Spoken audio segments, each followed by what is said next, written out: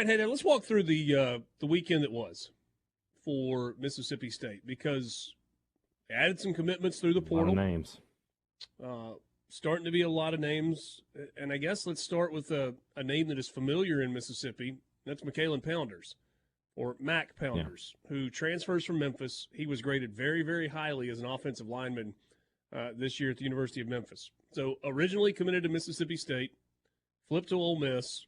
Ole Miss then told him that they didn't have a place for him. There are a lot of people that say that Ole Miss did him wrong on that, and may very well have. Mississippi State did not pick him back up when he was back in. He ends up going to Memphis, and now Mississippi State gets him the second time around. This feels like an important addition on the offensive line for the Bulldogs. Yeah, if you want to find a real positive for Mississippi State in this portal recruiting cycle, it's on the offensive line. Because between adding Pounders and Ethan Miner, you're putting together a pretty good group up front with what you've got there. So yeah, Pounders had a really good career at Memphis. I think only gave up 1 sack a season ago, and it's become a really good left tackle in the AAC. Obviously, it's a step up in competition here, but he was getting offers from Auburn, from LSU. I think Ole Miss made a little bit of a run at him, but I'm pretty sure that bridge is as burned as any bridge could ever possibly be in this world. So, yeah, it's a good pickup for State. They need – that's a guy that I think they really, really want – you hear about, like, get him in the room and get him – he can't get out of the room. He's got to sign. That's a guy they wanted to have commit and be a part of this program, and they were able to get that done. So, couple of guys on the offensive line, pieces that were necessary. Let's just stay on the offensive side. Pair of tight ends as well. Buffalo tight end Cam Ball, Vanderbilt tight end Justin Ball. Yeah, couple of. What are the odds that you have two brothers play tight? It's just weird. Interestingly enough, Justin Ball was on a visit last weekend here to Mississippi State, but there's a lot of it's rumor or hype or whatever that the other brother, the Cam Ball from Buffalo, is the guy that they're a little bit more interested in. They like them both, and State needs tight ends. We talked about that last year. Rylan Godey didn't provide anything to Mississippi State. He had 1 catch on the season, and it came in the Egg Bowl. And then, of course, with Spivey being ineligible, State had to really, piece together its tight end room. So they're not going to leave a whole lot of doubt there. They already have Seydou Traore on campus, who transferred in earlier this year. And now they bring in the Ball brothers and are probably looking, and they've got a high school tight end committed as well in Ja'Cory Whitted. So 4 tight ends in the last, basically coming in this class. And Traore was the Arkansas State to Colorado to Mississippi State guy, right? Right. Correct. I wonder if that NCAA ruling had come a little bit earlier, if he would have played this past season or not. Yes. If the ruling had come earlier, he would have been eligible. Yeah. Might have been eligible. So I remember saying, he's I a guy, Memphis, Arkansas State game 2 years ago, and it was funny because the 2 tight ends in that game really popped. Traore for Arkansas State and Prieskorn for Memphis.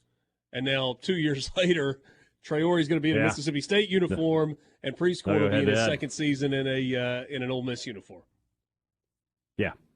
Yeah, so I think, if you count him as part of this class, Traore is probably the most important player State's getting, along with Pounders and Miner at this point. So State's tight end room, it just looks a lot better on paper than it did, obviously, this time a year ago when they were just trying to piece things together, switching from the air raid.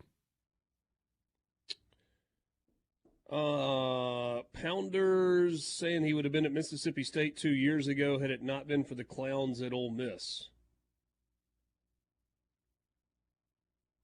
He was there for the taking if Mississippi State had wanted him still on signing day that year, right? Yeah, but obviously they felt like that he had fallen prey and was playing games with Mississippi State, so the decision was made not to reoffer him at the time. Yeah. Defensive side? Okay. Yeah, we can talk about that if you really, really want to. I thought you would want to. You weren't correct. State added 2 transfers. 2 transfers this weekend. Purdue defensive lineman I'm going to do my best here.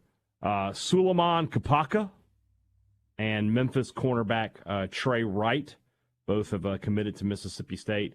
And then in the recruiting portion of the game, of the class of 24, EMCC linebacker Marcus Ross committed earlier today, as did defensive back Cyrus Reyes from Taylor, Texas, or from Katy, Texas, Taylor High School. He was committed to Memphis previously. So, you see with Reyes and with Wright, bringing in Barnes, the defensive coordinator from Memphis, who was there last year.